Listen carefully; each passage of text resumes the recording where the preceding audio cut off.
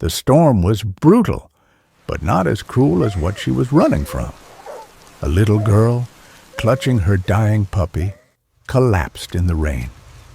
And that's when he appeared. A former Navy SEAL broken by war now faces a darkness no bullet could kill. A secret so evil it used innocence as its weapon. But where science tried to play God, love and faith fought back. Through a soldier's courage, a girl's tears, and a dog's unbreakable loyalty. This is not just a story. It's a miracle born from fire and faith.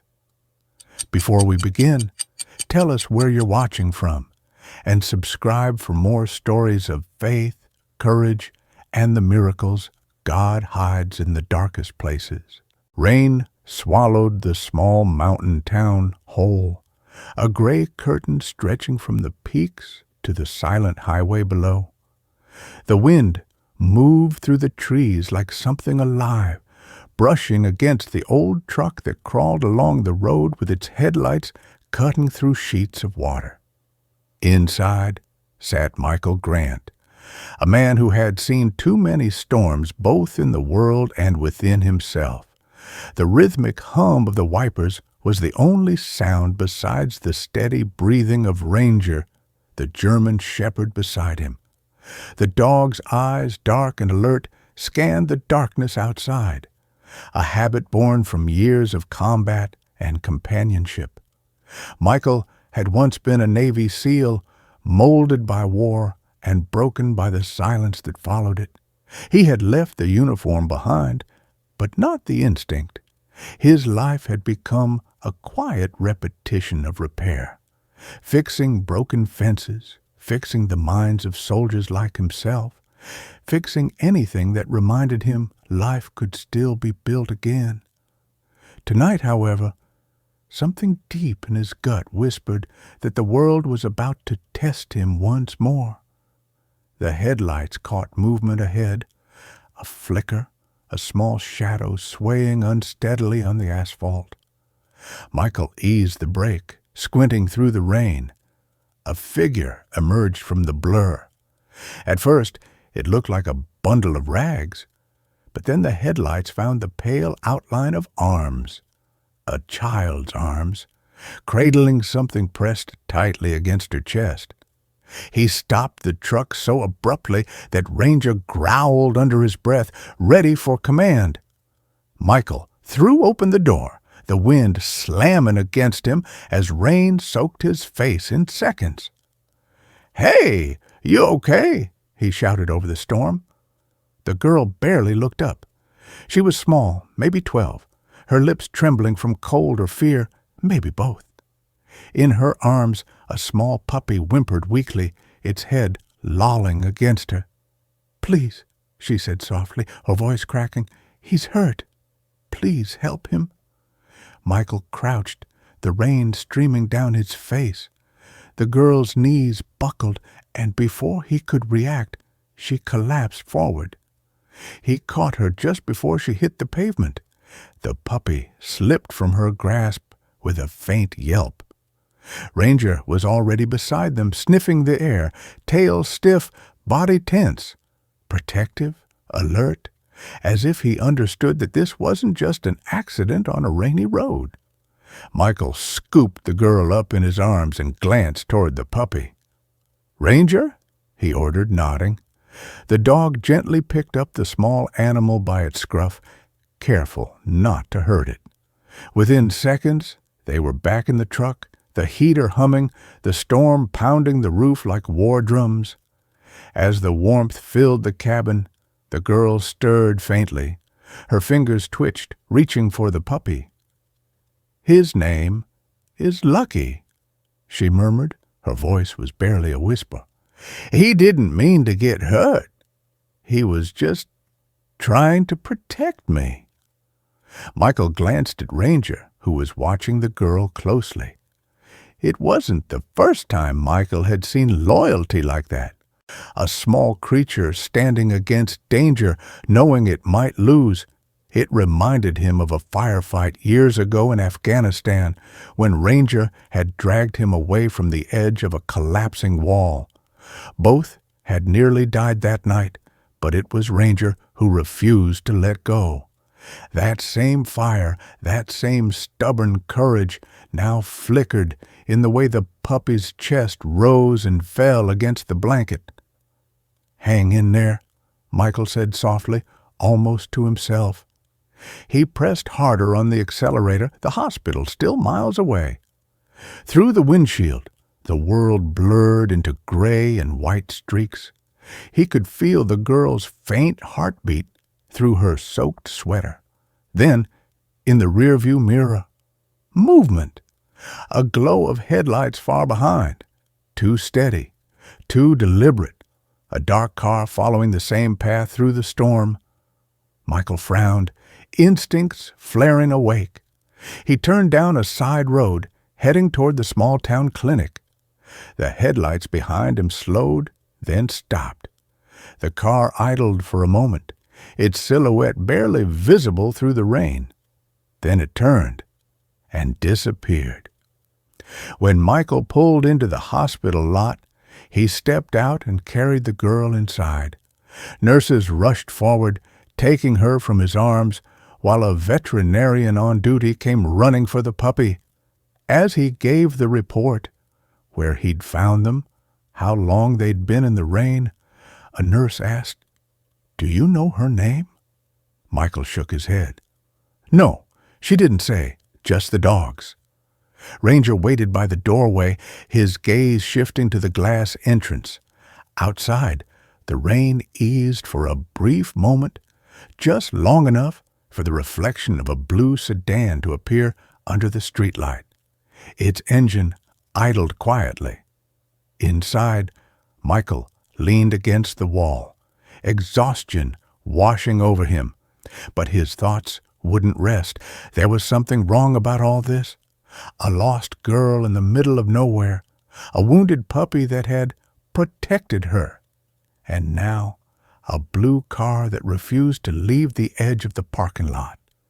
He stepped outside again. The car's lights dimmed as if whoever was inside wanted to blend with the shadows. He took one cautious step forward, but before he could get close enough, the car rolled backward and disappeared down the empty street without a sound. Michael stood under the rain, the hospital lights behind him reflecting off the puddles. His mind raced through every possibility. Runaway child, abuse, trafficking, or something darker still. He'd seen too many secrets in uniform to believe in coincidence. Ranger padded up beside him, brushing against his leg. The dog's fur was soaked, his breathing steady but alert. Michael crouched beside him. "We're not done, buddy," he said quietly. "That car wasn't just passing through." Ranger tilted his head as if agreeing. They both looked back through the glass doors, where the girl lay unconscious under a blanket, Lucky curled beside her, still breathing, still fighting. Michael didn't know who she was or what she was running from, but something told him she'd been running for a long time, and if the storm outside was fierce, the one waiting beyond it would be worse.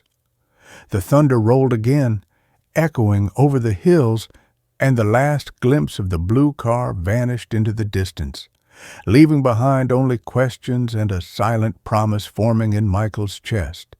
Whatever this is, I'll find the truth.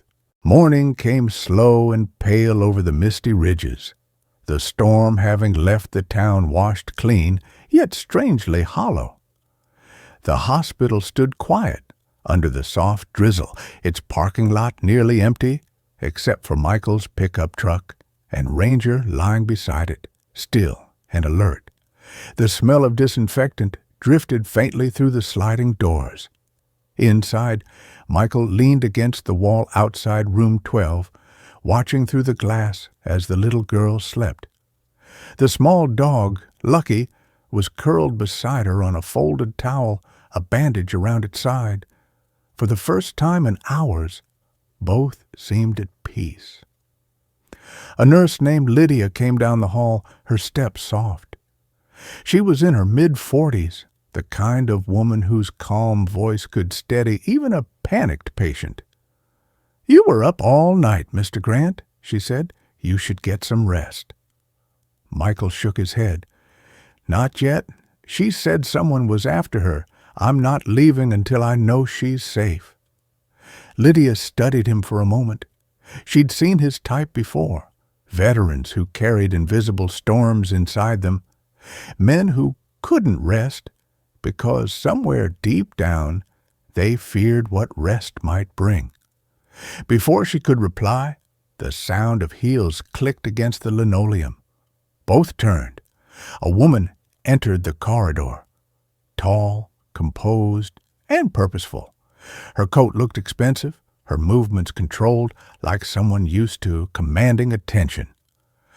"I'm looking for a patient," she said, voice smooth and cool. "A young girl brought in last night. My daughter." Michael's eyes narrowed slightly. "You're her mother?" The woman smiled faintly. "Yes, I'm Elaine Parker.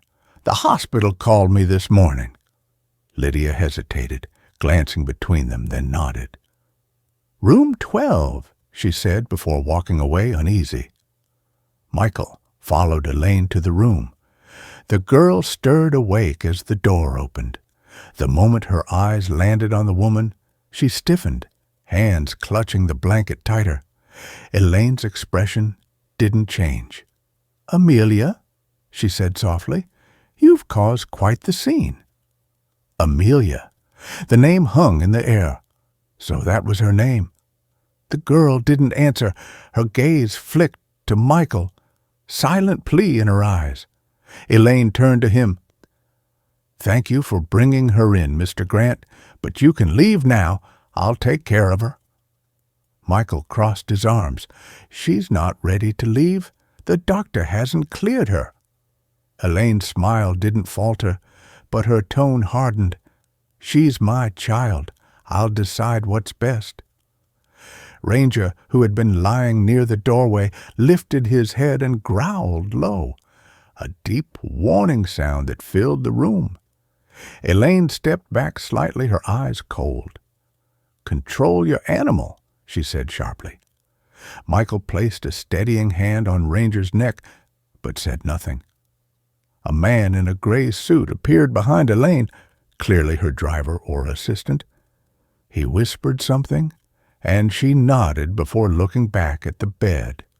"Come, Amelia, we're going home." "No!" The word tore from the girl's throat, her voice shaking. "I don't want to go back. Please, Mr. Grant." Her words were cut off when Elaine's tone turned icy. "Enough.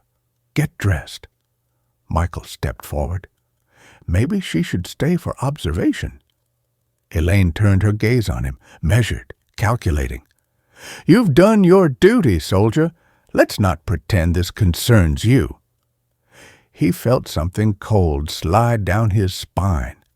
That single word, soldier, wasn't coincidence. She'd known who he was. "You've done your homework," he said quietly. "I make it a point to know who's interfering in my family," she replied. Within minutes, Amelia was escorted out by the suited man clutching Lucky tightly. Michael could only watch as the blue sedan pulled away, its tires slicing through puddles. Ranger barked once, sharp and echoing. Then the car was gone. Hours passed. Michael sat in his truck, staring at the rain returning as a thin mist. Something didn't add up.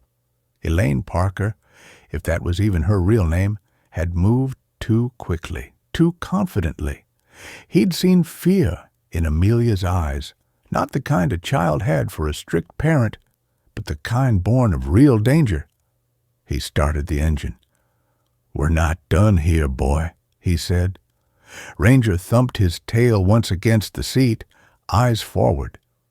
Back in town, Michael visited the small sheriff's office.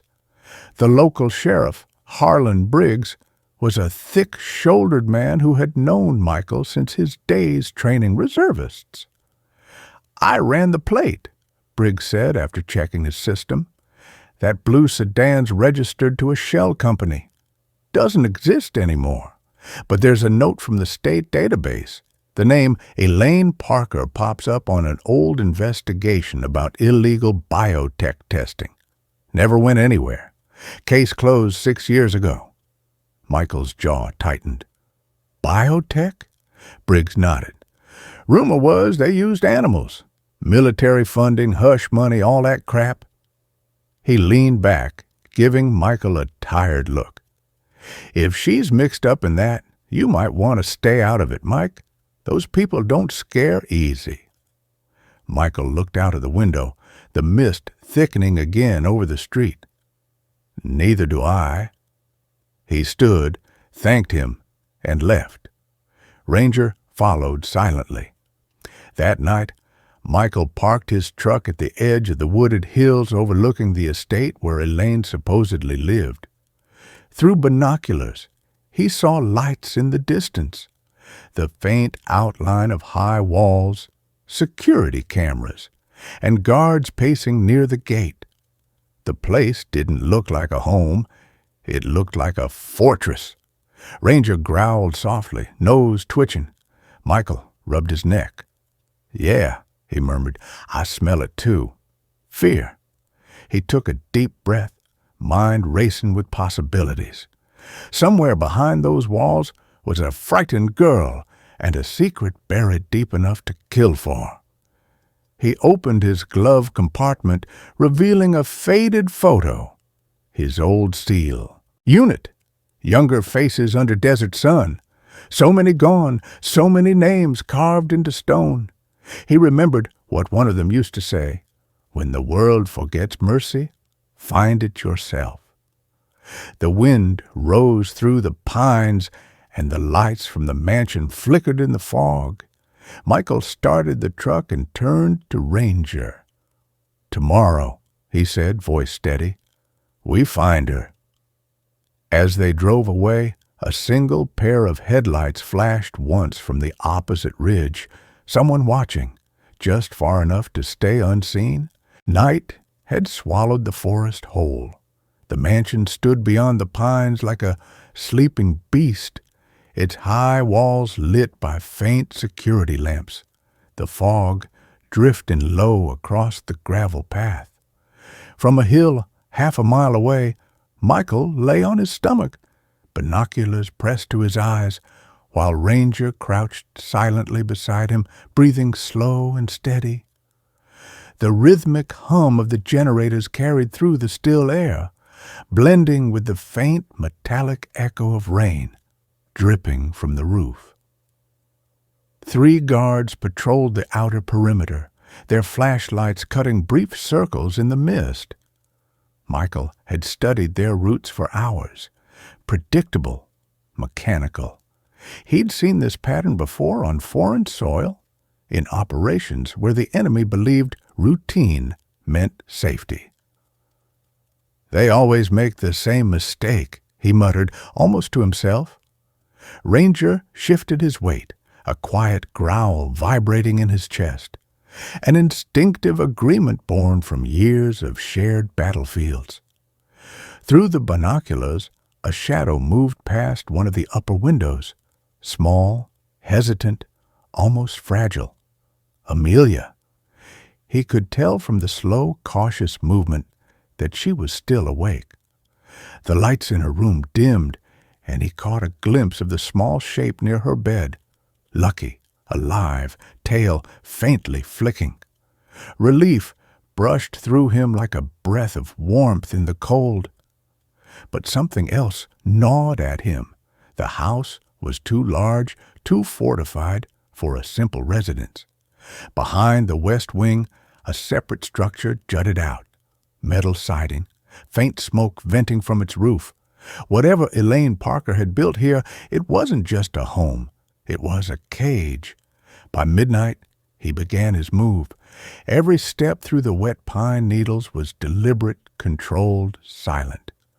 Ranger followed behind, a shadow moving within shadows. When they reached the back fence, Michael cut through the mesh with a small wire tool. Ranger slipped through first, nose twitching, scanning. They crossed the garden, now empty, except for the hum of distant machinery. Michael pressed against the wall, eyes flicking to the west building. The faint glow from inside flickered irregularly, and he could hear something. Faint whimpers, metal clinking, the sound of fear and restraint. His stomach tightened. He made his way to the mansion first. The kitchen door was locked, but years of special operations left him patient and efficient. A quick twist, a click, and they were in. The air inside was colder than outside, the hallways lined with silence. The scent of chemicals mixed with something sterile, something that didn't belong in a home. Ranger's ears pricked up. From somewhere below came a soft yelp. Lucky. Michael signaled for quiet and followed the sound down a narrow corridor that led to a basement door, locked again, but newer, sturdier. He examined the frame, spotting an electronic seal. He'd seen systems like this before, too modern for private use. Government tech, which meant Elaine's operation had deeper roots than anyone suspected. Before he could try to bypass it, footsteps echoed above. He motioned to Ranger, slipping behind a storage shelf. A man came down the stairs, mid-50s, bald, wearing a security uniform too clean for field work. He moved with practiced indifference, like someone long used to following orders without question. Dr. Mercer, the name stitched faintly on his badge. He typed a code, the door beeped open, and he vanished inside. Michael waited until the door shut again. He noted the sequence of the man's fingers, 4, 7, 2, 1, 9, repeated twice. When Mercer came back up minutes later carrying a clipboard and a sealed crate, Michael made his move. The knife's hilt tapped once against the man's neck, cutting off sound and breath. He dragged him aside, checked his pulse, unconscious, not dead. He couldn't afford to kill unless forced. War had taught him too much about the cost of ending lives.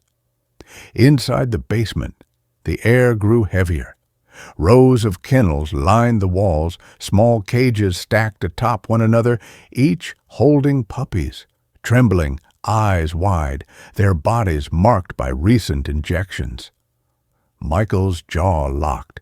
He remembered the briefing years ago about illegal biotech programs, how certain labs experimented on canines to enhance reflexes and obedience.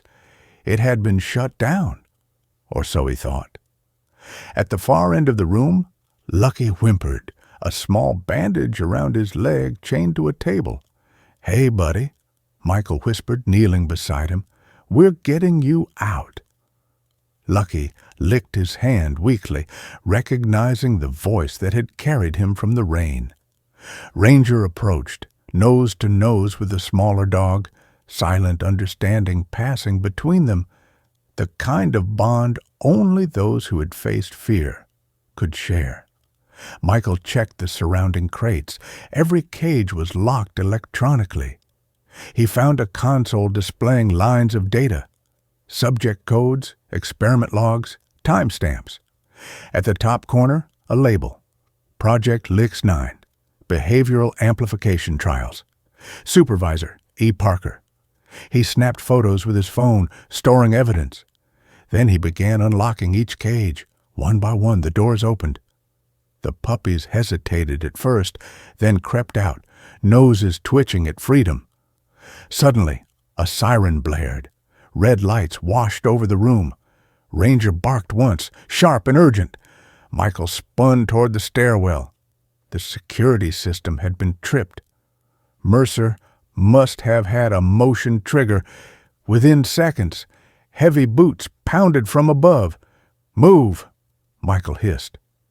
Ranger herded the puppies toward the side vent while Michael grabbed Lucky and slipped toward an emergency hatch marked with faded paint.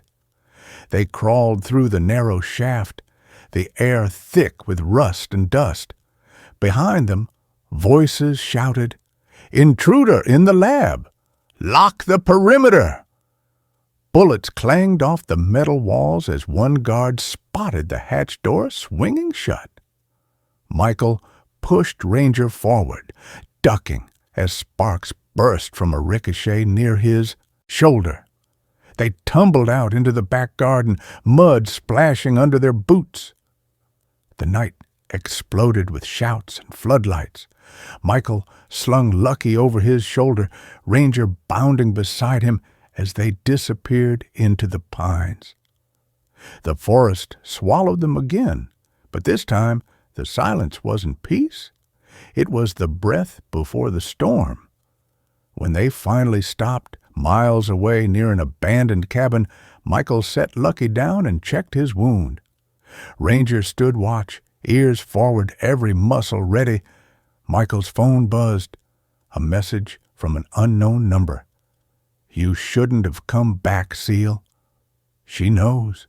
He looked toward the distant glow of the mansion, a faint column of smoke rising from the lab's chimney, like a warning. Elaine Parker was awake now, and the hunt had begun. Dawn crept over the ridges like a wound reopening, spilling pale light over the misty forest. The old cabin where Michael had taken shelter smelled faintly of pine and damp earth. He hadn't slept. Neither had Ranger. The German shepherd sat by the door, eyes fixed on the tree line, ears twitching at every sound. The air itself felt charged, like the quiet heartbeat before violence. Michael crouched near the table, spreading out the photos he had taken from the lab. Cages, injections, project logs bearing Elaine Parker's name. Every line screamed corruption. He'd seen operations like this before, sanctioned horrors hidden behind polished corporate walls. Years ago, he'd helped dismantle one overseas, a mission that ended with civilian casualties and a stain on his conscience he could never wash away. That was why he'd left the service. But this was too close to walk away from. Lucky lay on a blanket nearby, the small dog breathing softly. The night's terror had left him weak, yet his eyes never lost that flicker of courage. Amelia sat beside him, having fled with Ranger's help during the chaos. She hadn't spoken much, only whispered, "Thank you," before falling silent. Her silence wasn't emptiness. It was the kind that held stories too painful to tell. The faint hum of an approaching engine pulled Michael from thought. He motioned for quiet. Ranger moved instantly to the window, scanning the fog. A black SUV rolled slowly into view on the dirt road. Government plates, tinted glass. Michael recognized the pattern of movement. Professional, cautious, deadly. He grabbed his rifle, nodded to Amelia. "Back room. Don't make a sound."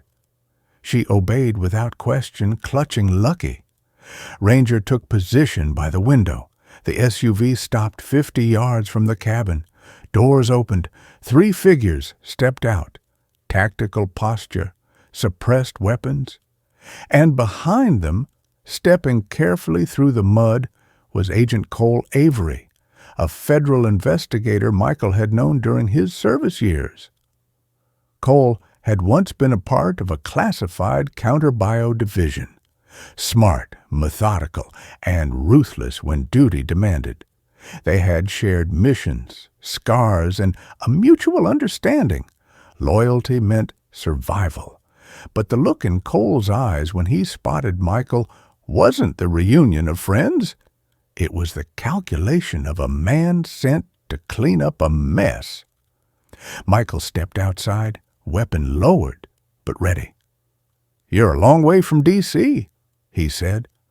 Cole raised a hand for his men to hold.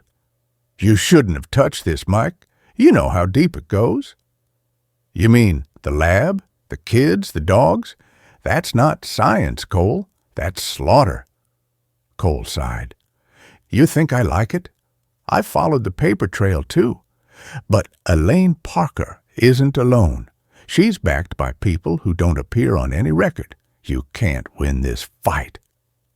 Ranger growled low, sensing the tension. Cole's men shifted their grips. For a brief moment, the forest held its breath. Then Cole spoke again, softer. Let me take the evidence. I'll do what I can from inside. Michael's stare hardened. I've heard that before. Cole hesitated, his voice dropping. You always had a hero complex, Mike. It's what broke you in Kandahar. Don't make me pull that trigger. Michael's grip tightened. The mention of Kandahar stung. A mission where they'd lost half their unit and saved no one. Cole had followed orders. Michael had disobeyed. Only one of them walked away with honor. Neither walked away clean. I'm not your enemy, Michael said quietly. But if you came here to protect her, you're standing on the wrong side. Cole's reply was almost regretful. Then we're both in the wrong place. He gestured sharply. 2 agents advanced. Michael fired first, not to kill, but to disarm. A brief skirmish erupted. Ranger lunged, tackling one man to the ground, while the other stumbled back from Michael's strike. Cole didn't fire. Instead, he shouted, "Enough!" For a long second, they stared at each other through the rising mist. Soldiers bound by history, but separated by conscience. Then Cole lowered his gun. You have 12 hours, he said flatly. After that, they'll send others. People you won't see coming. Michael nodded once, his expression unreadable. Then I'd better make them count. Cole gave a final glance toward the cabin before motioning his men to retreat. The SUV disappeared into the fog, leaving behind silence and the faint smell of diesel and betrayal. Inside, Amelia peeked out. Was he a friend? She asked. Once, Michael answered. Now he's a warning. He sat at the table again, staring at the photos. Ranger lay near his feet, fur damp, eyes still alert. Michael spoke softly, more to himself than the dog.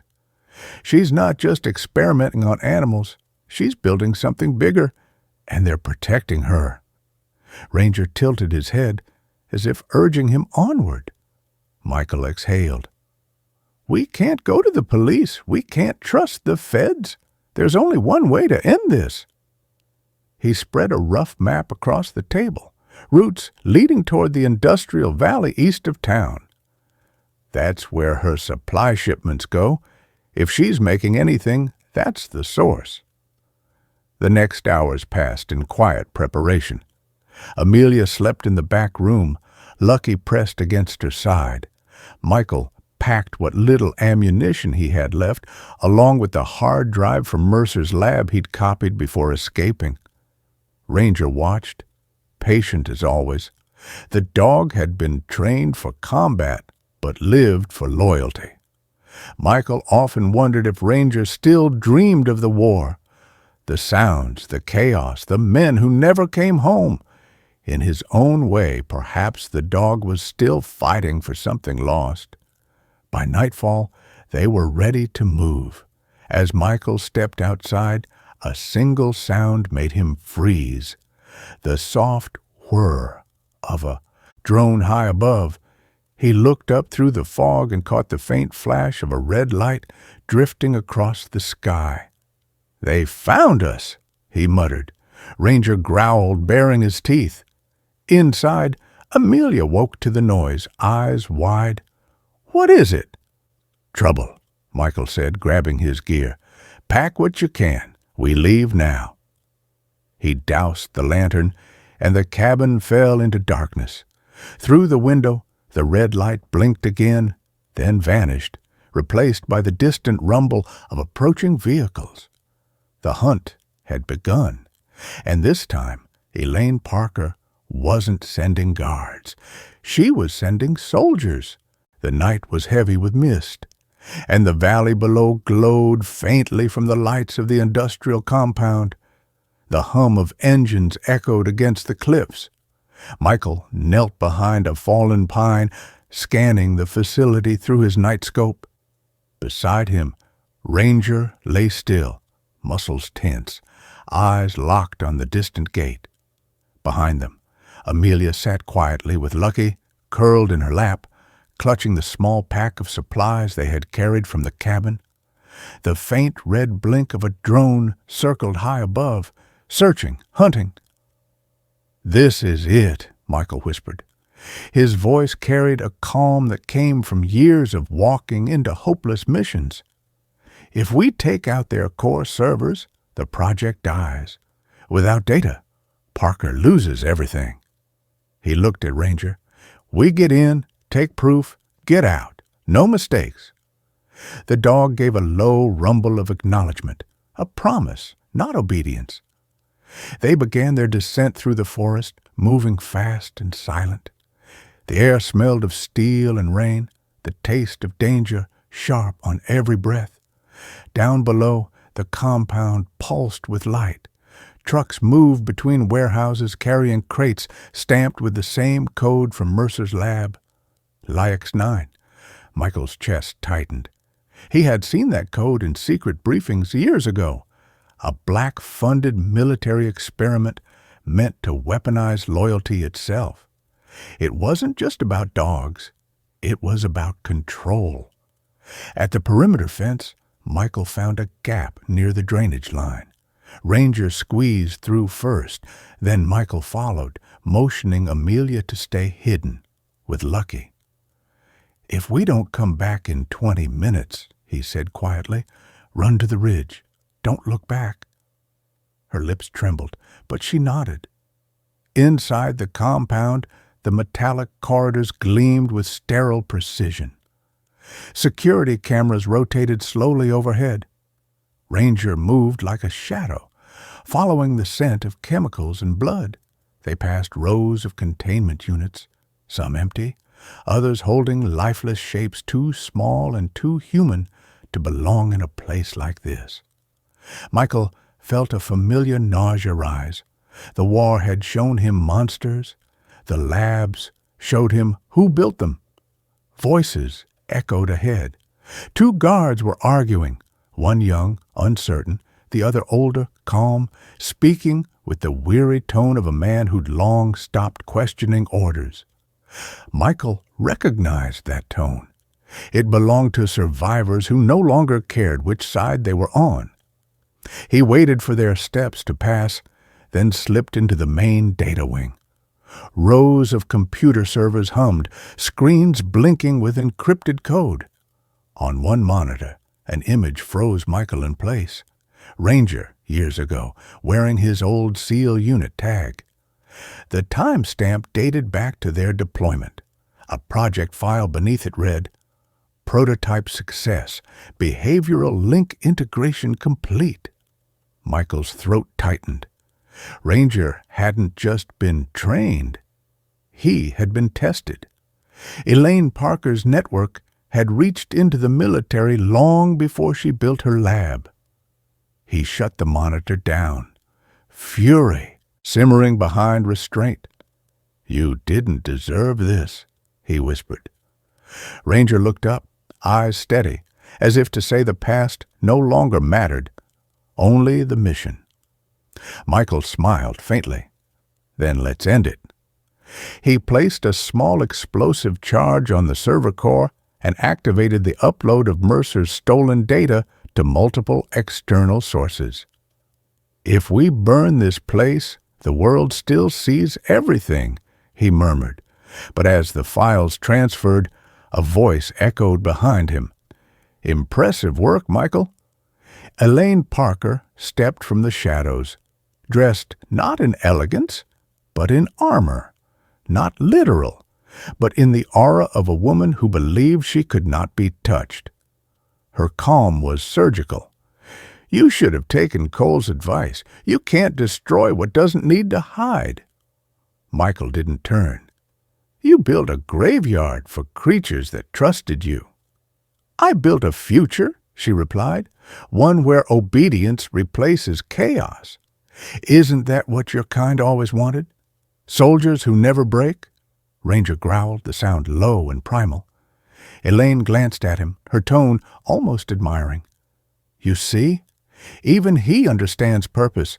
We perfected it. Loyalty without conscience. Michael faced her now, eyes hard. You turned loyalty into slavery. Before she could answer, alarms blared. Amelia had triggered the outer motion sensors, trying to reach them. Guards shouted from the yard. Elaine smiled thinly. Your little hero just sealed your fate. Michael moved first. The fight was brutal and fast. A flash of movement, a gun kicked from her hand, a struggle that sent them both crashing into the console. Sparks burst, smoke filled the air. Ranger lunged at one of the guards rushing in, taking him down before he could fire. Another shot rang out. The bullet grazed Michael's shoulder. Elaine stumbled backward, clutching her wrist, fury replacing control. You think you're saving them? She shouted. You're nothing but a relic trying to stop evolution. Michael tore the detonator from his belt. Then let's end your evolution together. He pressed the trigger. A deafening roar erupted as flames tore through the data wing. Ranger barked sharply, herding Michael toward the side exit. Through the chaos, Amelia appeared, clutching Lucky. Come on, she screamed. They burst into the rain-soaked yard as the building behind them burned, the night alive with sirens and fire. Ranger led the way to the forest, glancing back once as the compound collapsed in on itself, a monument to cruelty swallowed by its own creation. By dawn, they reached the ridge. The valley below was blackened, smoke curling into the sky. Michael sat beside Ranger, arm bleeding, exhaustion pulling at every muscle. Amelia leaned against him, silent tears streaking her face. Lucky slept between them, his breathing steady. From the distance, the sound of helicopters grew louder. Government craft. Too late to save anything but ashes. Coal. Avery stood among the arriving agents, watching the wreckage from afar. He didn't speak, didn't interfere, only nodded once toward the ridge where he knew Michael would be watching. A silent acknowledgement. The truth was out. Michael turned to Amelia. It's over, he said softly. She shook her head. No, it's just beginning. People will know now. He smiled faintly. Then that's enough. Ranger lay beside him, finally still, his eyes closing as the first light of morning touched the smoke, not from pain or fatigue, but from peace. Michael placed a hand on the dog's side. Rest easy, brother. You earned it. As the sun broke through the clouds, a distant crash echoed, the last fuel tank exploding, sending a wave of fire into the air. It burned like the final breath of the monster they had slain. Michael watched until only ashes remained. Then he stood, shouldering his pack. Let's go, he said quietly. There's a world that needs the truth. And as they disappeared into the forest, the wind carried the faint sound of sirens fading, a requiem for everything lost and everything saved. Sometimes miracles don't arrive with thunder or angels in bright light. Sometimes they come quietly, through a wounded soldier who refuses to give up, a frightened girl who dares to hope again, and a loyal dog who gives everything so that others can live free. Because in a broken world, love itself is the loudest act of defiance. Michael didn't fight for glory or vengeance. He fought for compassion, for truth, and for the small miracles that happen when one heart chooses to protect another. Ranger's courage wasn't just a dog's instinct, it was grace, a reflection of the hand of God moving through loyalty, sacrifice, and love. Maybe that's what faith really is. not waiting for the storm to end, but carrying someone through it.